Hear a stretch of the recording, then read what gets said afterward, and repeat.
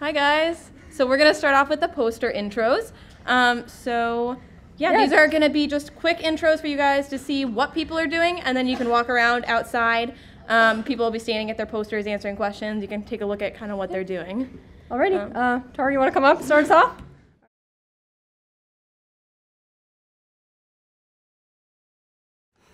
My project is on the impact of Chapter 40B zoning laws on small towns and cities in Massachusetts. Chapter 40B is an exemption from restrictive zoning laws that allows developers to build high-density developments in exchange for allocation of 20 to 25% of total units towards affordable housing, set at 80% of area median income. Every year, millions of Americans struggle to find affordable and adequate housing. The situation is even more dire in Massachusetts because of the housing wage, the incredibly competitive housing market, and increasingly restrictive zoning laws. Massachusetts has the 7th highest housing wage in the nation at $25.91 needed per hour to afford a market rate 2-bedroom apartment. The goal of 40B is to alleviate some of this burden by creating avenues for less restrictive zoning while simultaneously ensuring that long-term affordable housing is being built. However, the only way to incentivize developers to allocate 20 to 25% of total units to affordable housing is through a density bonus. Recent arguments against 40B have suggested that these developments fail in their purpose to help the neediest because of lenient income restrictions, and that developers have been unfairly profiting from density bonuses, creating luxury high-rises in neighborhoods that typically have 1 or 2-story family apartments. My research looks into whether or not these arguments are fair, so if you'd like to learn more, come visit me at my poster.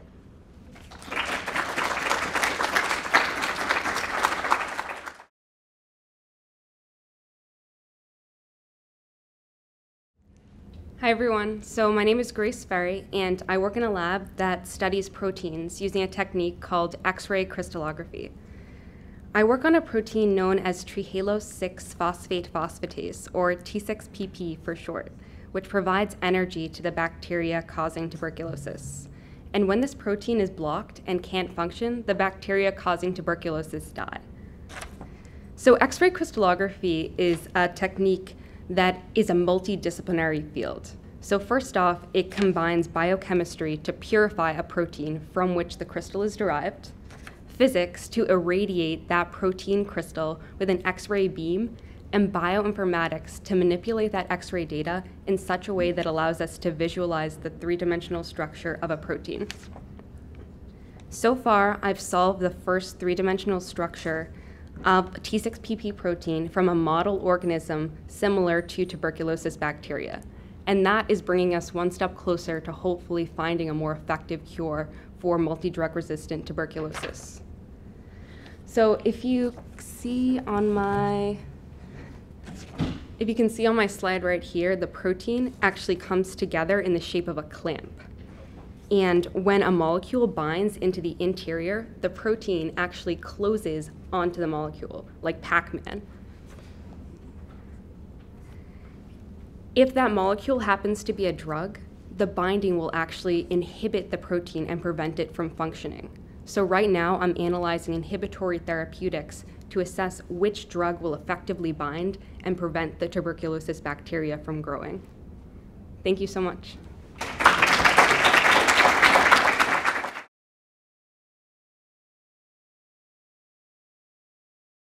So hi everyone, my name is Paige and today I'm going to talk to you about maggot debridement therapy.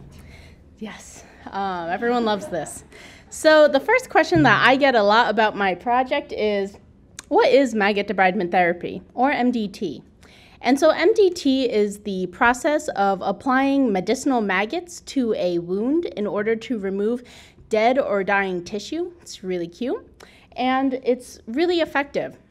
So there are many benefits to using MDT. The first being that it's very effective against preventing MRSA, a very infectious disease that's a big problem in US healthcare.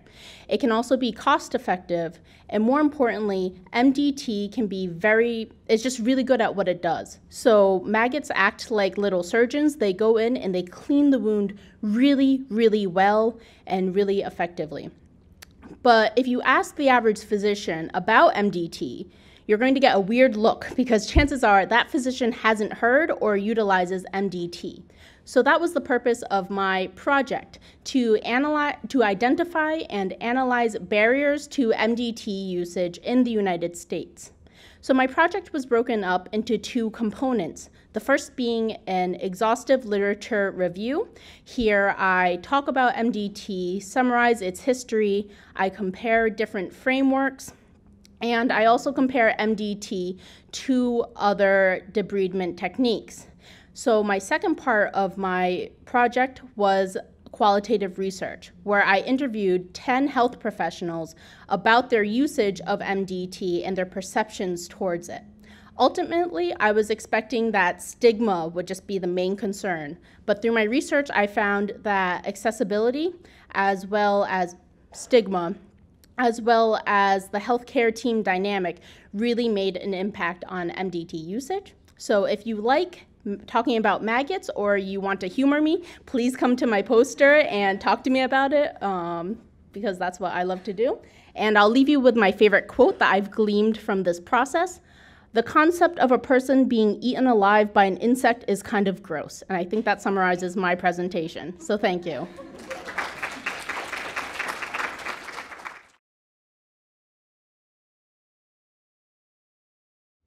Hi, my name is Jordan, and I'm presenting my project called Gender Bent, a cinematic expose of the absurdity of gender roles in modern American culture. So my project consists of an experimental short film and a written analysis, and I look with an analytic mindset on gender roles in America. So the inspiration for my film was to understand representation in film of both genders, not just sexes, and the gender roles in America. So basically, my project is a juxtaposition of nature photography and film against marketing film of gendered subjects like high heel shoes or Barbie dolls or footballs that are strictly made for boys or Hot Wheels or something like that. To really draw out the absurdity of gender roles, and especially in marketing and the differences between what we do for children, especially with toys and clothing. So if you are interested at all in discussing gender roles or wanting to see some of my film, you can stop by my poster. Thanks.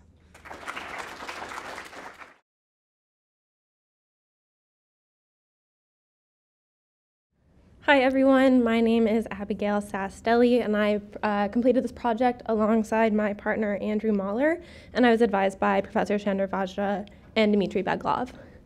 So understanding how two proteins interact can affect every single person in this room. This information is used to develop drugs and vaccines. However, it can be very difficult to understand how two proteins interact, as there are billions of potential ways these two proteins can come together. And experimentally determining this is not always easy or accurate. ClusPro is an online server developed by the Vajra Lab at BU that offers a computational alternative to experiments to determine this information. So the online platform allows researchers to upload 2 protein data files, and then it will sample through billions of potential conformations, evaluate the conformations based on the energies, and then output the 10 most likely forms.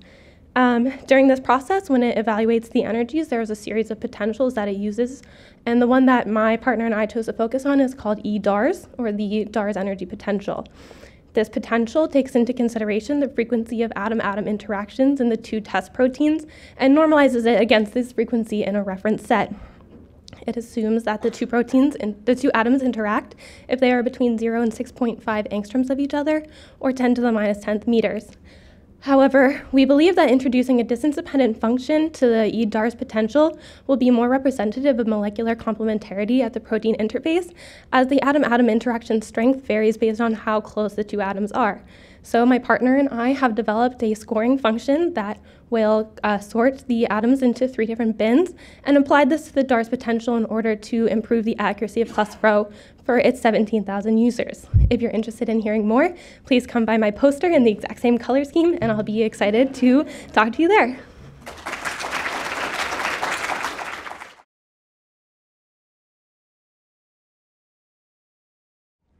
Mitochondria, our personal mini paraplants.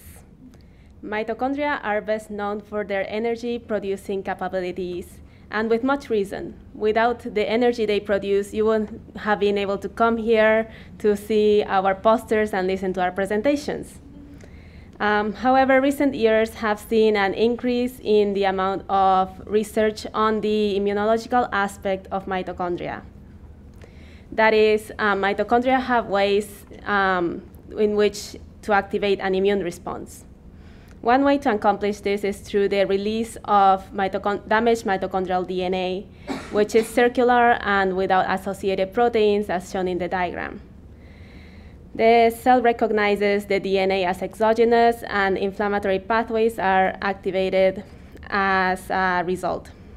Now, my project specifically focused on a protein called Neuralized Homolog 4. The protein is currently known to have no enzymatic activity and only to have the neuralized domains that the protein family are known for. However, my study's aim was to show that Neuralized 4 has a PARP enzymatic domain, which confers it a possible mitochondrial DNA maintenance activity. Through the use of mainly Western blotting and real-time PCR, I accomplished my goals, so please take a look at my poster, and I will be happy to explain more about my research. This was Vanessa Hayashi. Thank you.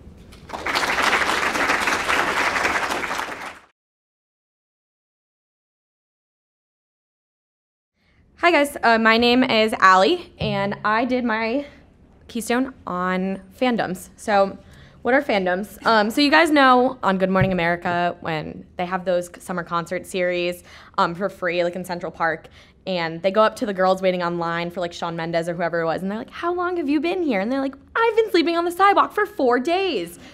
Those people. Or, you know, the ones that go to Comic-Cons and dress up as Darth Vader and the Stormtroopers and all those other characters and things like that. And we laugh at it, but there's a reason why people do this. And so what I wanted to look into was, are there any psychological differences between the types of people who engage in these type of activities and people who do not?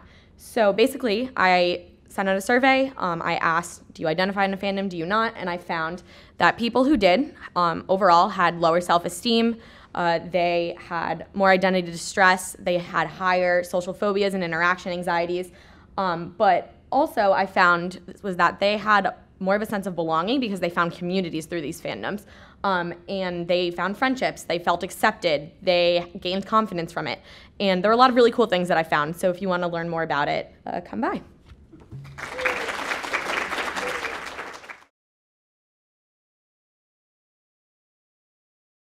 My name is Brandon, and my project was addressing the social determinants of health in acute care settings. And so when you think of healthcare, you often think of an emergency room or a hospital or maybe a doctor's office. But there's a lot of other different factors that go into your overall health and well-being. And these are known as the social determinants of health. They include things such as your access to food, your access to affordable housing and clothing. Now, if you're lacking any one of these things, it makes it really hard to live a healthy life. And so at Boston Medical Center, a significant number of patients lack one or more social determinants of health. And so recognizing that this was impacting their overall patient well-being, Boston Medical Center and Health Leads, this other organization, developed a system known as We Care to refer patients to government and community resources in order to fulfill their needs. And so what this looked like was kind of a prescription. So if you came to the doctor and said, I have a food scarcity, the doctor could prescribe you to a food bank and therefore fulfill your social need. And while this system sounds great, by 2016, only about 10% of physicians at BMC Primary Care Pediatrics were actually even using it, and the rest didn't know it existed. So recognizing this problem in conjunction with a couple other clinicians, I developed a novel framework known as Report, Restructure, and Recognize in order to try to boost physician utilization of the system and therefore provide a better total healthcare experience for patients.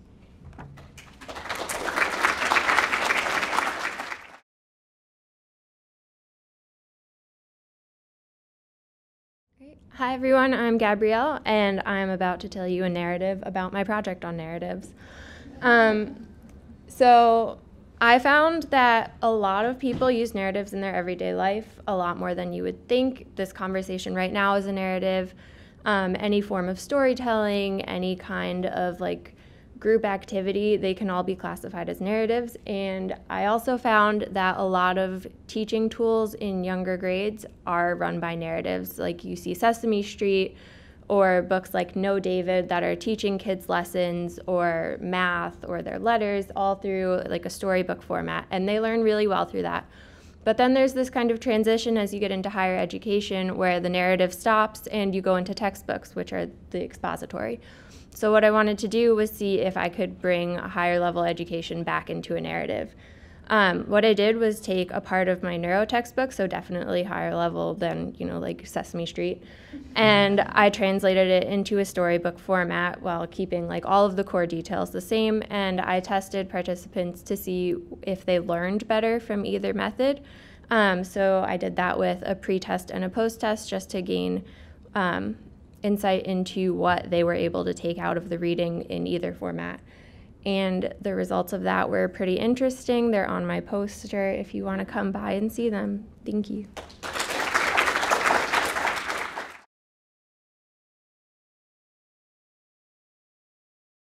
Okay, hi, my name is Rachel Poppy. My project is a sociolinguistic research project on the Wampanoag Language Reclamation Project.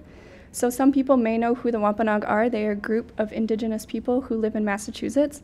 Their historic territory included most of southern New England, but what a lot of people don't know is that they were the first group to successfully bring a language back from extinction. So what my project looked at is 3 different sections of language endangerment. The first looked at the global endangerment problem, so why of the 7,000 of the world's languages are 2,000 of them in danger or already extinct. So I looked at the different causes of that, I looked at the ramifications of language extinction and possible solutions to the problem, and that included a debate on why some people think that language endangerment revival isn't important at all. And then the second part looked specifically at the case of the Wampanoag. So it looked at why Wampanoag went extinct in the first place in the United States, and this was due to colonial effects of an epidemic that wiped out most of the population, religious conversion, and then assimilation into colonial society in the 1600s and 1700s. So by the 1800s, there were no native speakers of Wampanoag left. But in 1993, the Wampanoag Language Reclamation Project was started, and now there are actual speakers of Wampanoag again, and it's the first project that's ever been able to do this. So then the third part of my project looked at the reasons why Wampanoag was able to be revived, and part of this was because of the extensive written corpus of Wampanoag that was available, and also the other resources within the Algonquin language family. So then using that to see if any of these sources that they had could be used in the future in other language endangerment projects, which included a comparison to a language revival project in North Carolina with the Cherokee. And any of my conclusions of that can be seen on my poster if you want to stop by and check it out.